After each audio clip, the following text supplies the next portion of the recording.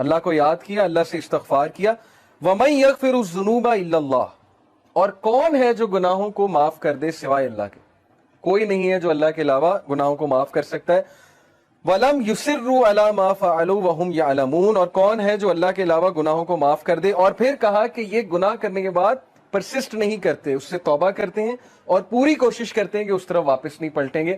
اسی لیے true repentance کی کنڈیشن میں آپ کو بتاؤں, اسکالر کہتے ہیں کہ ٹرو ریپینٹنس یہ ہے, اگر آپ نے دیکھنا ہے نا کہ آپ کی توبہ قبول ہوئی ہے کہ نہیں ہوئی ہے, تو یہ دیکھیں کہ آپ اس گناہ سے بچ رہے ہیں کہ نہیں بچ رہے ہیں. تو گناہ سے توبہ یہ نہیں ہے کہ گناہ کیا اور پھر توبہ کی اور پھر گناہ کیا, یعنی پلان کر کے توبہ کی اور پلان کر کے گناہ کیا. یہ پلاننگ والا جو کام ہے یہ خطرناک ہے. باقی یہ کہ انسان پھسل جاتا ہے بار بار بھی, وہ بھی میں آپ کو ایک حدیث سناتا ہوں, بٹ کنڈیشن یہ ہے کہ سچے دل سے توبہ. ان ابن عباس رضی اللہ تعالیٰ عنہ عن النبی صلی اللہ علیہ وسلم قال ما من عبد مؤمن الا وله ذنب يعتاده الفینة بعد الفینة او ذنب هو مقیم. ابن عباس رضی اللہ عنہ سے مروی ہے کہ نبی اکرم صلی اللہ علیہ وسلم نے فرمایا, there is no believing servant but that he has a sin he habitually commits from time to time. انسانوں میں بہت سے انسان ایسے ہیں جو ہیبیچول ہو جاتے ہیں ایک گناہ کے, بار بار کرتے ہیں, پھسلتے ہیں, بار بار توبہ کرتے ہیں, پھر وہی گناہ بار بار کرتے ہیں. او ذنب هو مقیم علیہ لا یفارق حتی یفارق الدنیا, he habitually commits from time to time, or a sin abiding over him that he does not abandon until he departs from the world. وہ گناہ وہ ریپیٹ کرتا رہتا ہے کیونکہ اس گناہ سے وہ ٹیسٹ کیا جا رہا ہے, وہ اپنی بیسٹ ٹرائی کر رہا ہے, لیکن somehow وہ بار بار پھسل رہا ہے. کتنا ہوپ ہے دیکھیں اس حدیث میں. ان المؤمن خلق مفتنا توابا نسیا اذا ذکر ذکر. اور پھر نبی صلی اللہ علیہ وسلم نے ہیومن نیچر بتائی. Verily the believer, بے شک ایک مومن, was created to be tested, test کرنے کے لیے بنایا گیا ہے, repenting and forgetful, if he is reminded he will remember. اس حدیث میں ایکسکیوز نہیں ہے گناہ کرنے کا. بہت سے لوگ اس حدیث کو نا ایز این ایکسکیوز لے لیں گے کہ دیکھو یہاں لکھا ہے وہ گناہ سے ٹیسٹ کیا جا رہا ہے تو گناہ کیے جاؤ. نہیں, اصل بات یہ ہے جو اینڈ میں الفاظ ہیں کہ بلیور کو ٹیسٹ کیا جاتا ہے کسی سن سے.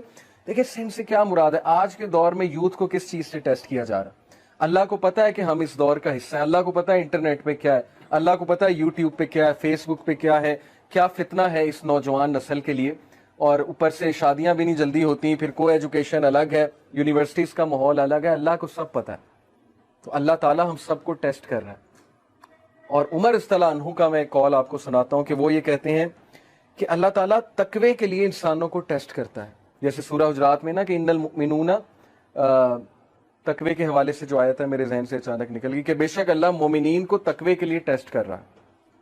تو یہ ہم سب کا تقوی کا ٹیسٹ ہو رہا ہے کہ تمہارے پاس اپرچونٹی کھلی ہے, انسٹاگرام ہے, فیس بک ہے, سب کچھ ہے, اب اپنے جوہر دکھاؤ, اب اپنے وہ اندر کے اس ہیرو کو جگاؤ, اپنے نفس پہ قابو کر کے دکھاؤ, اور اللہ تعالیٰ ریوارڈ کرنے والا.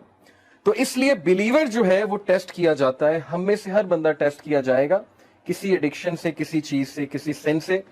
لیکن اللہ کو وہ پسند ہے جو ریپینٹ کرتا ہے, بار بار فورگیٹ کر جاتا ہے لیکن بار بار پلٹی کھاتا ہے. جھپٹنا پلٹنا, پلٹ کر جھپٹنا لہو گرم رکھنے کا ہے ایک بہانہ. تو پلٹتا ہے, بار بار جھپٹتا ہے, گرتا ہے, پھر اٹھتا ہے, گرتا ہے, پھر اٹھتا ہے. اپنے آپ کو ڈاؤن نہیں کرتا, گھٹنے نہیں ٹیکتا گناہ کے آگے, کھڑا ہوتا ہے, مقابلہ کرتا ہے. if he is reminded he will remember. اور اس کی ہدایت کی نشانی یہ کہ جب اسے ریمائنڈر دیا جائے وہ ریمائنڈر لیتا ہے, آکڑ نہیں دکھاتا آگے سے. یہ نہیں کہتا مائنڈ یور اون بزنس, تمہیں کیا تکلیف ہے, میں جو مرضی کروں. اب تو لوگ ایسے کہتے ہیں نا کہ تمہیں کیا تکلیف ہے, میں جو مرضی کروں. تو ہدایت کی نشانی یہ کہ جب اسے ریمائنڈ کرایا جائے اور ریمائنڈر اسے افیکٹ کرتا ہے. اور یقین کیجئے ہماری میجورٹی یوتھ اس کیٹیگری میں فال کرتی ہے. ہم جج کر لیتے ہیں کسی کی ڈریسنگ سے, جیسے خواتین ہیں یونیورسٹی میں, آپ کو پتا ہے ڈریسنگ کس طرح کی ہوتی ہے, ہم انہیں دیکھ کے جج کر لیتے ہیں کہ لو جی یہ تو ڈریسنگ ایسی ہے, لہٰذا یہ تو ویسے ہی جو ہے اسلام سے بہت دور ہے. کیا پتا آپ انہیں ریمائنڈر دیں, کیا پتا کوئی ایک حدیث سنائیں, کیا پتا ویسے ہی انوائٹ کریں کسی حلقہ میں, وہ کہ اللہ رسول کی بات سنیں اور انہیں افیکٹ کر جائے اور ان کا دل تبدیل ہو جائے, چینج ہو جائے. اس لیے کبھی بھی جج کسی کو نہ کریں, ریمائنڈر دیں. فذکر ان نفعت الذکر سیذکر من یخشی, نصیحت کرو دوسروں کو اگر نصیحت اس کو فائدہ دیتی ہے. جو اللہ سے ڈرنے والا ہے, جو ہدایت پہ ہے, وہ نصیحت پکڑ لے گا. ہمارا کام ہے نصیحت کرنا, ہمارا کام جج کرنا نہیں ہے. تو یہ حدیث بہت ہوپ فل ہے, بہت ہوپ دلاتی ہے کہ انسان بار بار پھسلتا ہے, گناہ کرتا ہے, फॉरगेटफुल है, इंसान का मतलब ही भूलने वाला है। इसीलिए ये हलाकाज, ये रिमाइंडर्स बहुत जरूरी हैं कि अपने आप को बूस्ट रखो। कुरान डेली पढ़ना इसीलिए बहुत जरूरी है। जो बंदा रोजाना कुरान पढ़ता है, थोड़ा तदब्बुर करता है, वो बच जाएगा इंशाल्लाह। बहुत उम्मीद है कि वो इन चीजों से बच जाएगा। तीसरी निशानी कि आप हिदायत पर हैं, ये तो थी ना कि आप अल्लाह की तरफ भागते हैं, रिपेंट करते हैं गुनाहों से। तीसरी निशानी है कि you see your own mistakes. ये बहुत बड़ी निशानी कि आप हिदायत पर हैं, आपका दिल साफ है। अपनी मिस्टेक देखने से क्या मुराद है? हम सब दूसरों की मिस्टेक्स तो देखते हैं, दूसरों से तो बहुत शिकायत करते हैं। क्या हमें अपनी गलतियां नजर आ रही हैं? क्या हमें अपनी खामियां नजर आ रही हैं? अपनी खामियां नजर आना बहुत बड़ी ब्लेसिंग है, और ये अल्लाह की तरफ से निशानी है कि अल्लाह आपको पसंद करता है। इसलिए अल्लाह ताला आपको आपकी खामियां दिखाता है कि आप करेक्ट करें, रिफाइन हो, इंप्रूव हो और मजीद बेहतर बन जाए। इसीलिए देखें, अल्लाह हमें ऐसी सिचुएशन में डालता है जहां हमारी खामियां एक्सपोज हो। वो एक कोट है ना बड़ा जबरदस्त, के अगर आपके इर्द गिर्द सिर्फ ऐसे लोग हैं ना जो आपकी तारीफ ही करते हैं, तो इसका मतलब आप ग्रो नहीं कर रहे। अगर आपका कोई ऐसा दोस्त नहीं है ना जो आपको आपकी खामियां नहीं बताता, या आपको आपके गिरेबान में नहीं कभी कभी झांकने पे मजबूर करता, तो इसका मतलब कि आपकी फ्रेंडशिप जो है वो सिर्फ मटीरियलिस्टिक पर्पस के लिए, क्योंकि सिंसियर दोस्त हमेशा आपको करेक्ट करेगा। तो तीसरी चीज मैं आप सबको बता रहा था कि सीइंग वंस ओन मिस्टेक, अपनी गलती देख लेना। उसके बारे में एक आयत आपको सुनाता हूं, सूरह तौबा आयत नंबर 102।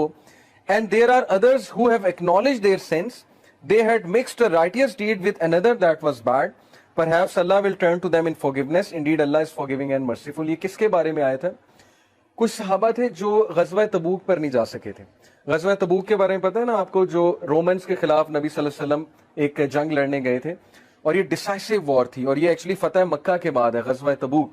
गज़वा तबूक के बाद सूरह तौबा नाजिल हुई है। तो एक सहाबी थे काब बिन मालिक, बहुत नेक सहाबी, बहुत अच्छे सहाबी, लेकिन केयरलेसनेस की वजह से वो अल्लाह के नबी के साथ जिहाद पे नहीं जा सके। एक और सहाबी थे, उनसे क्या केयरलेसनेस हुई, मैं आपको उनकी केयरलेसनेस बताता हूं। वो नबी सल्लल्लाहु अलैहि वसल्लम का ऐलान सुन के आए कि चलो भाई, नाउ वी नीड यू, अब निकलते हैं इस्लाम को डिफेंड करने के लिए, रोमन्स हमें थ्रेटन कर रहे हैं। तो गज़वा तबूक के लिए जब ऐलान किया प्रॉफिट सल्लल्लाहु अलैहि वसल्लम ने, तो वो जो सहाबी थे वो इस नियत से गए कि मैं जाऊंगा, लेकिन जब घर पहुंचे तो अपने गार्डन में गए। गार्डन बनाया हुआ था बड़ा जबरदस्त, वहां पर कालीन बिछाए हुए थे, उन कालीन पर बैठे, बड़ा जबरदस्त खाना आया, उनकी बीवियां आई, खाना शाना खाया, बीवियों से गप्पे मारी, सब कुछ भूल गए, दुनिया में मगन हो गए, और सोचने लग गए कि मैं जाऊं कि ना जाऊं, इतनी गर्मी है, इतनी धूप है। लेकिन जब खाना खा रहे थे, अचानक उन्हें याद आया कि नहीं, मेरे नबी धूप में गए हैं और मैं यहाँ बैठकर छांव में खाना खा रहा हूं, तो मैं किस तरह से जिंदा रहूंगा। यानी इतना रिग्रेट उन्हें हुआ, और फिर वो उठे, खड़े हुए और दौड़कर अपने घोड़े को पकड़ा और दौड़कर मैदान जंग में पहुंचे। और नबी सल्लल्लाहु अलैहि वसल्लम ने दूर से उन्हें देखा तो सहाबा को कहा कि मुझे लगता है ये वो है। उस सहाबी का नाम मेरे जहन से निकल गया। जब वो सहाबी करीब आए तो नबी सल्लल्लाहु अलैहि वसल्लम मुस्कुराए और उन्होंने कहा, मुझे पूरी उम्मीद थी तुम आओगे। और उन्होंने फिर पूरा वाकया सुनाया कि अल्लाह के नबी, इस तरह हो रहा था, लेकिन मुझे अचानक ये याद आया। तो नबी सल्लल्लाहु अलैहि वसल्लम ने कहा, तुमने बेशक अपने आप को हलाकत से बचा लिया, अदरवाइज तुम हलाक हो जाते।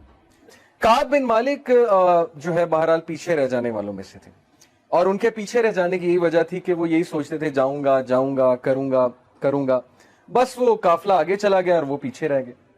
40 दिन अल्लाह के नबी ने उनसे बात नहीं की, काब बिन मालिक से, गजवा से वापस आकर, और सहाबा ने उनके सलाम का भी जवाब नहीं दिया काब बिन मालिक का। ये है अलवला वलबरा, कि हम अल्लाह के लिए मोहब्बत और दुश्मनी करते हैं, हमारे अपने पर्सनल गेन्स कोई नहीं है। जब तक आप अल्लाह रसूल के साथ हैं, आप हमारे भाई हैं, सीधी सी बात है। तो 40 दिन उनसे जब बात नहीं की गई तो बहुत रोए, बहुत रिपेंट किया उन्होंने, और अपनी मिस्टेक्स को एक्नॉलेज किया, एक्सेप्ट किया। अकड़ नहीं गए, बहाने नहीं बनाए, एक्सक्यूजेस नहीं दी, नहीं ये हो गया था, वो हो गया था। कई एक्सक्यूजेस सोच कर आए। बड़ी मजे की बात है कि लेकिन नबी सल्लल्लाहु अलैहि वसल्लम की महफिल में जब आए तो कहा कि अल्लाह के नबी, मैं सच बात यह है कि एक्सक्यूजेस सोच रहा था, लेकिन सच ये है कि मेरे पास कोई एक्सक्यूज नहीं है और मुझे आना चाहिए था लेकिन मैं नहीं आ सका। तो ये वो लोग हैं, उनके बारे में आयत नाजिल हुई कि इनमें से कुछ लोग ऐसे हैं जिन्होंने अपनी गलतियों को एक्नॉलेज कर लिया है, मान लिया है कि हमसे गलती हुई है, अकड़े नहीं आगे से, और इन्होंने एक अच्छे अमल के साथ एक बुराई को मिक्स कर लिया था। यानी बुराई ये कि पीछे रह गए, और सहाबी के लिए बहुत बड़ा गुनाह था कि अल्लाह के नबी को छोड़ दे, अपने लीडर को छोड़ दे। तो अल्लाह ने कहा, परहैप्स अल्लाह विल टर्न इन फॉरगिवनेस, अल्लाह उन्हें माफ फरमाएगा इंशाल्लाह, और अल्लाह ने उन्हें माफ फरमाया, बेशक अल्लाह मर्सीफुल है, फॉरगिविंग है। तो इसलिए एक्सरसाइज ये आपको करनी चाहिए कि क्या आपको आपकी खामियां पता है,